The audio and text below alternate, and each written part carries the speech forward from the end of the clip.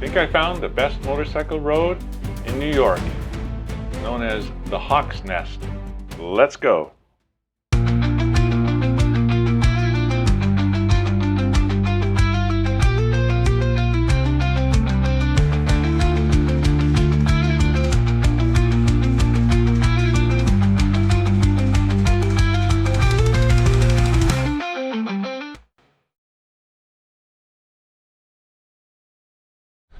Well, good morning. I'm just up, starting to put all my stuff away. Got my stuff out of my tent, ready to roll. But fog. First day I've had fog. It's completely over the lake. It's completely around me. Yeah. And when I don't know if I've talked about it, but heavy dew.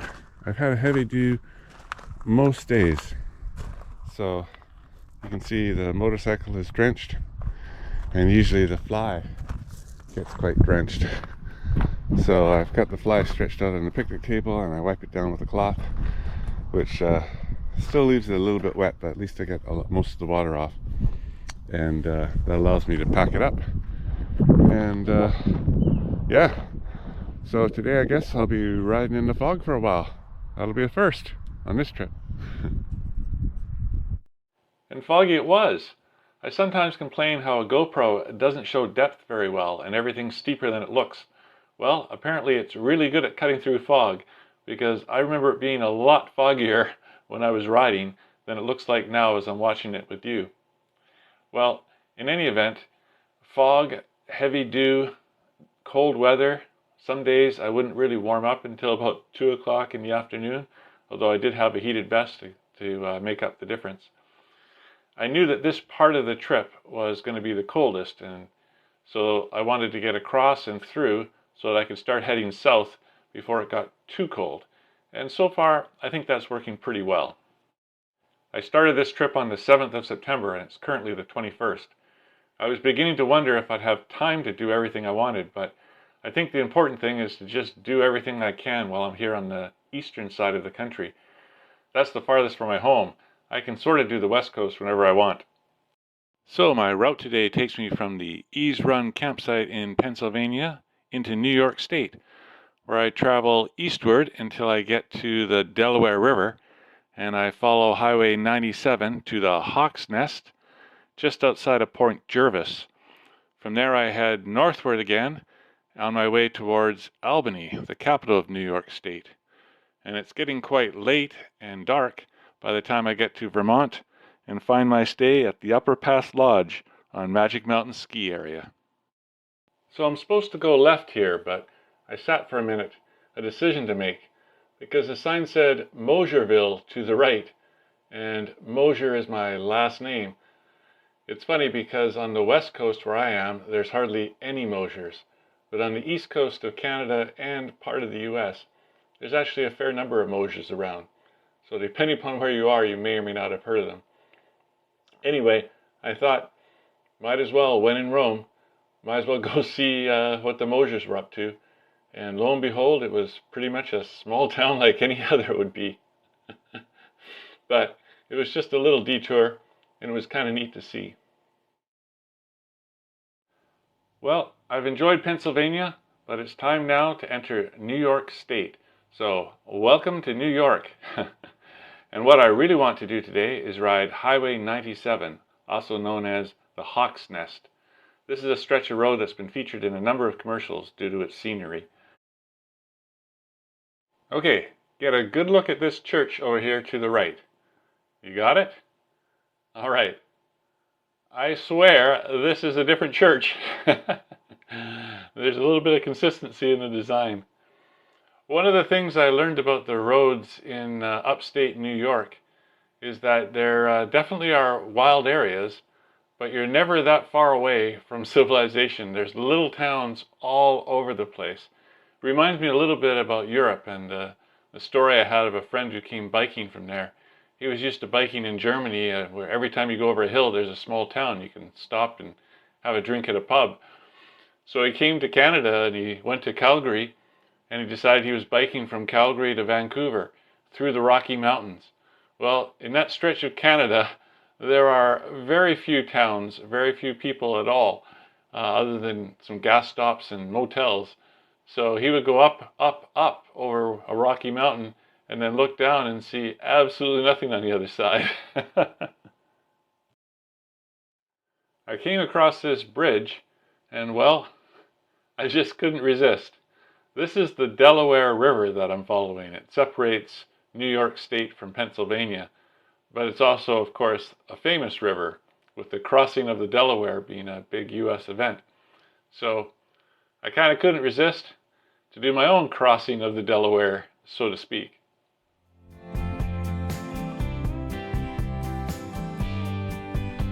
I guess I never mentioned, but it's pretty obvious the fog is now gone and it's become just a beautiful day.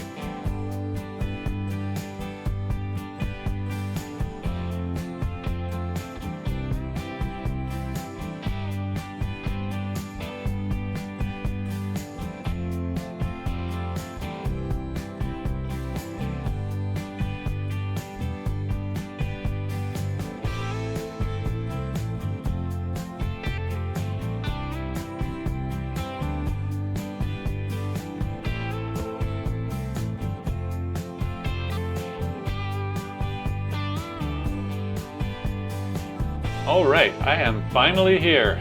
This is the Hawkness section of the highway.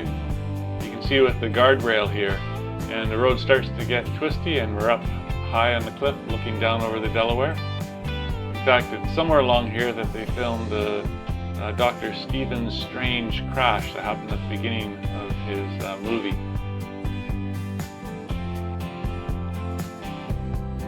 Fortunately for me, no cars in front of me. Well, there is one, but he's far enough away. And he's pulling out. Perfect.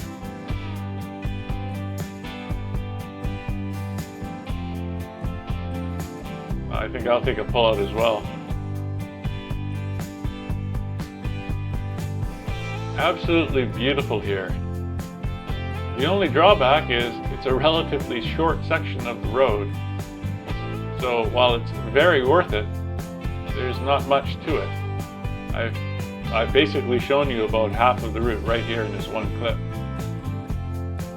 So I can't really give it a rating as a motorcycle road. It doesn't really qualify since it's far too short.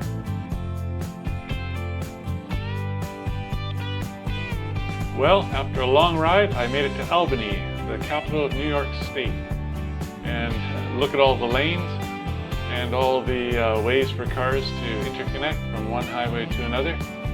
It's quite a maze, really. Good thing for GPS. But like all big cities, here I am on the freeway, and the traffic jam is slowing everything down. In fact, it's not really a freeway if you can't move. And that's what happened to me here. Yeah, I like to avoid this whenever I can. By the time I left Albany, the sun was starting to get low in the sky, and I still had a long way to go.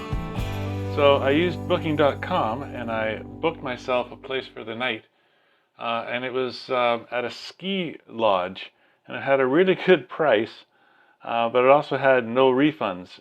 So I was a little nervous, particularly when after I booked it, it told me that the reception closes at 8 p.m. And by Google's calculations, I would arrive there at 7:20 p.m. So Google's usually pretty good, sometimes a little optimistic, but it does mean I have to ride constantly now. I can't take any breaks. So I definitely wanted to get there in time. The other thing that bothered me was the hotel was in Vermont, and I wasn't 100% sure if Vermont used a different time zone. It turns out it does not, and that was fortunate for me. Well, I made it with about 20 minutes to spare. Managed to get myself checked in. So I'm staying at the Upper Pass Lodge at Magic Mountain Ski Resort. And of course it's off season. So I got a room for only $50. And yeah, so I'm staying in this quaint lodge. Sorry about the lighting here. It was very dark, and the GoPro It is not good in dark settings. At least there may be a setting for it, but I didn't set it up that way. The lodge itself is exactly like you'd think an old ski lodge would be. Very quaint and rustic with lots of interesting features. And down a long hallway, I get to my room. And yeah, it's a pretty small room, but it's certainly all I need for the night. So thanks for watching the video. I hope you enjoyed it. And tomorrow I head for another mountain, Mount Washington. That's going to be quite the adventure. Hey, I hope you liked the video. If you did, hit the like button, leave a comment, and don't forget to subscribe. I'll see you next ride.